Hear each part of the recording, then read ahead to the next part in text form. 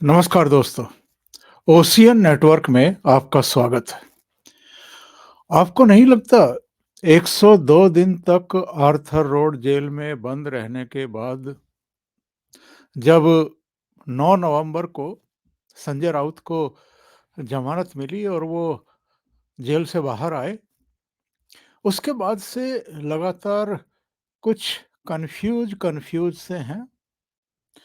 उनके बयान अगर आप ध्यान से देखें, वैसे बयान देने की उनको पुरानी बीमारी है और रोज़ाना जो ख़ास तौर से जो मुंबई का मीडिया है, मराठी मीडिया है, उसको कुछ ना कुछ ऐसी सामग्री दे देने का, परोस देने का एक उनको चस्का लगा हुआ है, ताकि उस पर घंटों और कभी-कभी तो पूरे दिन बस बातचीत होती रहे मीडिया पर और वही छाए रहें।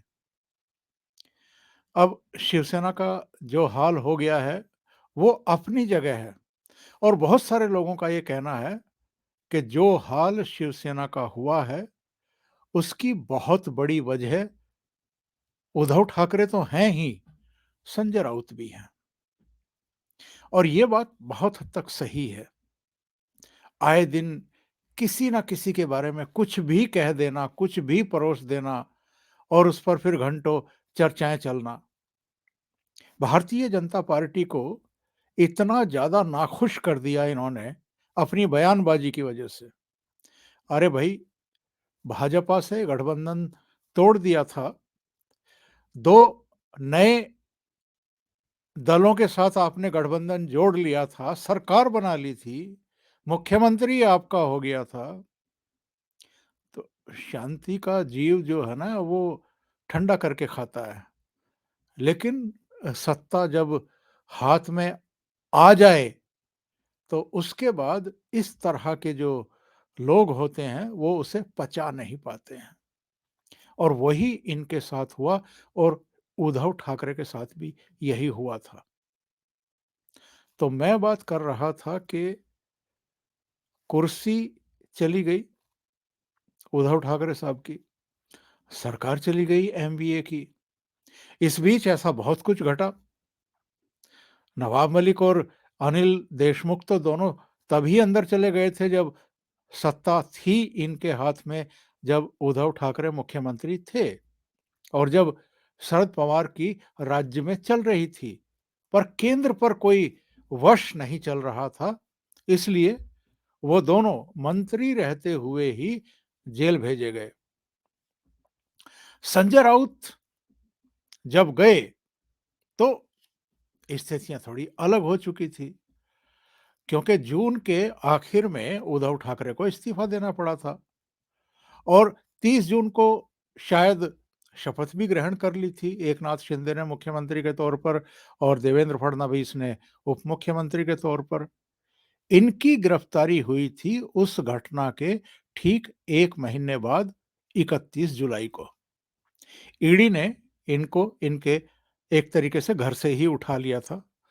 मतलब घर में पूछताछ की, उसके बाद इनको कहा गया कि आप ईडी के दफ्तर आ जाइए। ईडी के दफ्तर पहुंचे, 12-14 घंटे पूछताछ हुई, रात को इनकी गिरफ्तारी हो गई। 102 दिन जेल में रहे और इनको 9 नवंबर को जाकर के जमानत मिल गई हाई कोर्ट से। बाहर आ गए। बाहर आने के बाद के ज़रा इनके स्टेटमेंट देखिए। तब क्या कहा था इन्होंने और किसकी मौजूदगी में कहा था? इनकी एक साइड उद्धव ठाकरे बैठे हुए थे, दूसरी साइड आदित्य ठाकरे बैठे हुए थे। वो प्रेस कॉन्फ्रेंस मातोश्री में थी, जब वो रिहाई के अगले दिन उनसे मिलने के लिए पहुंचे थे। इन्होंने कहा था कि मुझे किसी से कोई शिकायत नहीं है, कोई शिकवा नहीं है, मन में किसी तरह का कोई ऐसा किसी के प्रति दुर्भाव नहीं है और मैं दिल्ली जाकर के प्रधानमंत्री जी से भी मिलूँगा, गृह मंत्री जी से भी मिलूँगा और राज्य में इन्होंने कहा था कि मैं उप मुख्यमंत्री देवेंद्र फडणवीस से भी मिलूँगा। इन्होंने ये भी कहा था कि अगर किसी ने अच्छा काम किया है तो उसकी प्रशंसा की जानी चाहिए। देवेंद्र फडणवीस ने, एकनाथ शिंदे की सरकार ने कुछ अच्छे काम भी किए हैं। पता नहीं इनका ये बदला-बदला सा रूप स्वरूप उद्धव ठाकरे और आदित्य ठाकरे के गले से कितना नीचे उतरा होगा, लेकिन तब तो इन्होंने ऑन कैमरा ये बातें कह दी। अब सबकी निगाहें इस बात पर थी कि भई संसद का शीतकालीन सत्र चल रहा है, संजय राउत दिल्ली में हैं, तो क्या प्रधानमंत्री और गृह मंत्री से मिलते हैं? भई हमने तो नहीं सुना कि इनकी पीएम से या एचएम से कोई मुलाकात हुई हो। आप में से किसी ने सुना हो तो ज़रूर कमेंट बॉक्स में बताना। क्यों नहीं मिल पाए ये प्रधानमंत्री और गृह मंत्री से? क्या इन्होंने मुलाकात के लिए प्रयास नहीं किया? प्रयास तो किया होगा। अगर ऑन कैमरा इन्होंने वहाँ कहा था उद्धव ठाकरे और आदित्य ठाकरे की मौजूदगी में, मीडिया के सामने कहा था, तो यहाँ प्रयास तो किया होगा। पर ऐसा लगता है कि प्रधानमंत्री से मिलना तो छोड़ दीजिए, गृह मंत्री ने भी इनको भाव नहीं दिया।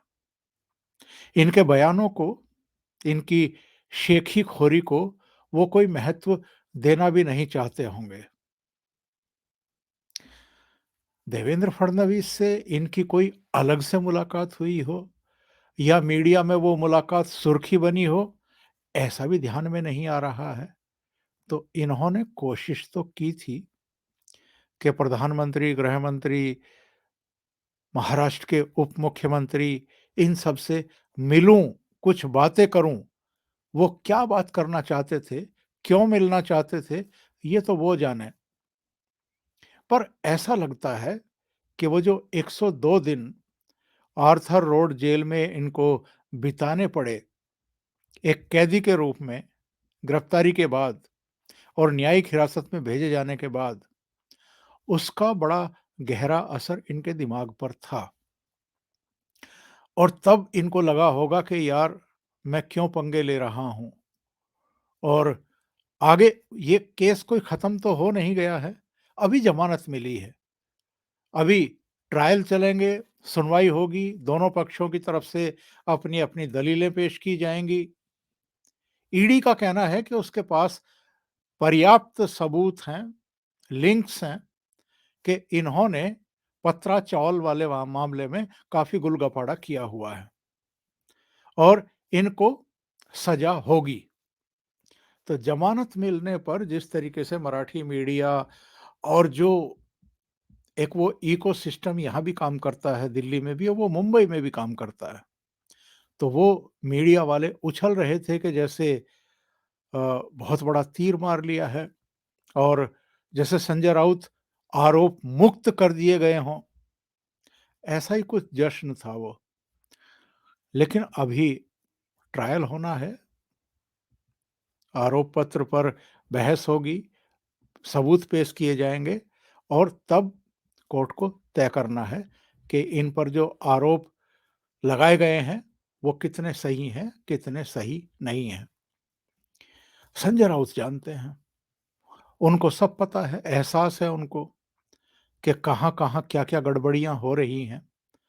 तो क्या इसीलिए वो प्रधानमंत्री, गृह मंत्री और देवेंद्र फडणवीस से मिलकर के रिश्ते कुछ ठीक करना चाहते थे?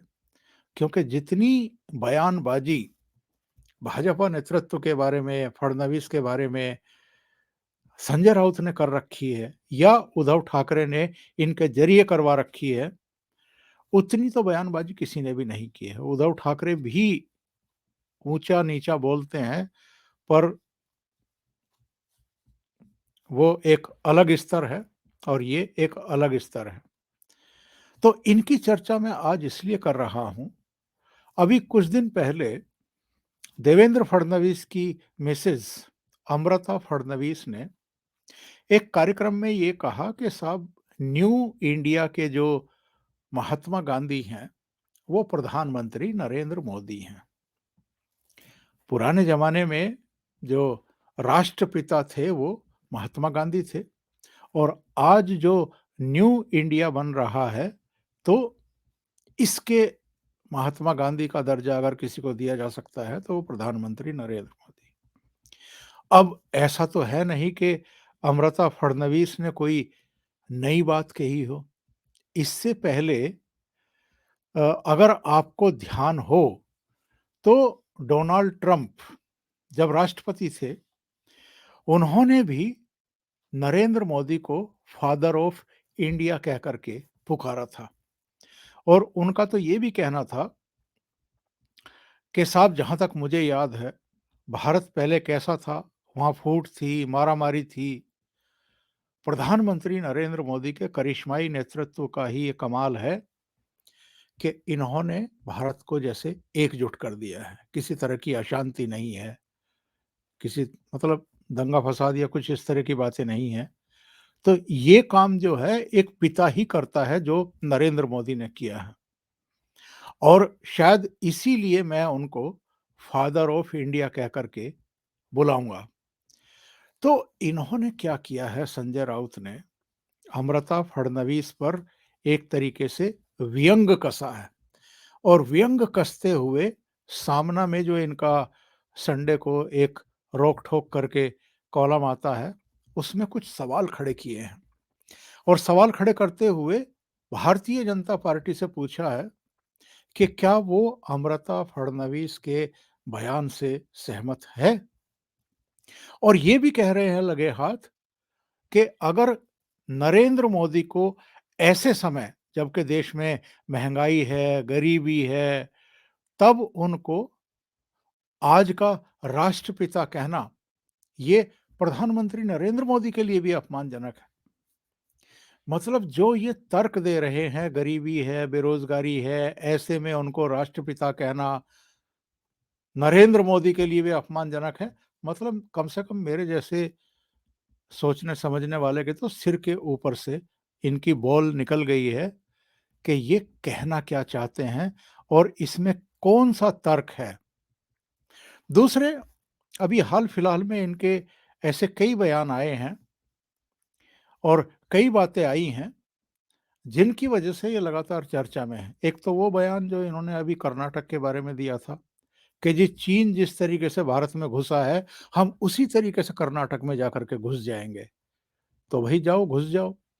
ऑन कैमरा क्यों घोषणा कर रहे हो? क्यों राजनीति कर रहे हो? सुर्खियाँ क्यों बटोर रहे हो? मतलब राजनीतिक लाभ लेने की कोशिश क्यों कर रहे हो?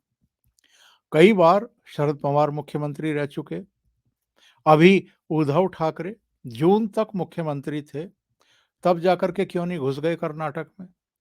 आज अगर विपक्ष में हो तो कर्नाटक में जाकर के घुसने की चेतावनी दे रहे हो और चीन का भी नाम ले रहे हो। जबकि सबको पता है कि चीन के सैनिकों को पीट करके भगाया है हमारी सेना ने। दूसरे, इन्होंने ये भी कहा कि साहब, वीर सावरकर को भारतीय जनता पार्टी राष्ट्रपिता क्यों नहीं कहती है? तो भाई चलो, भारतीय जनता पार्टी तो नहीं कह रही है, तुम कहना शुरू कर दो। उद्धव ठाकरे को, आदित्य ठाकरे को और आपको किसने रोका है वीर सावरकर को राष्ट्रपति कहने से, राष्ट्रपिता कहने से? आप कहना शुरू कर दो। लेकिन नहीं कहेंगे। और जब वीर सावरकर के बारे में राहुल गांधी ने बहुत गलत बयानी की थी महाराष्ट्र के अपने भारत जोड़ो यात्रा के दौरान, तब इन्होंने क्या किया था? सिर्फ ये कह कर के मामले को रफा-दफा करने की कोशिश कर दी थी कि साहब, हम राहुल गांधी के बयान से सहमत नहीं हैं। एक तरफ बाला साहब ठाकरे थे, जब मणिशंकर अय्यर ने वीर सावरकर के बारे में कुछ गलत बयानी कर दी थी, तो उन्होंने कहा था कि ये आदमी जहाँ मिले इसके मुँह पर जूते मारो, और मुझे मिलेगा तो मैं भी 4 जूते मारूँगा। और दूसरी तरफ उद्धव ठाकरे हैं, संजय राउत हैं, जो राहुल गांधी द्वारा वीर सावरकर के बारे में बहुत अपमानजनक बातें कहने, उनको देश का गद्दार बताने और अंग्रेजों का नौकर बताने पर चुप्पी साध जाते हैं और बस ये कह देते हैं, हम उनके बयान से सहमत नहीं हैं। और सवाल खड़े करते हैं किस पर ये? भारतीय जनता पार्टी पर, कि साहब भारतीय जनता पार्टी वीर सावरकर को राष्ट्रपिता क्यों नहीं कह रही है? आप क्यों नहीं कह रहे हो? आपने क्या किया जब राहुल गांधी ने ये सब किया था? दूसरे सामना में लिखते हैं कि साहब ये ठीक है कि शिवसेना प्रमुख बाला साहब ठाकरे गांधी जी को राष्ट्रपिता कहने के विरोधी थे, उसका विरोध करते थे कि राष्ट्रपिता नहीं कहा जाना चाहिए।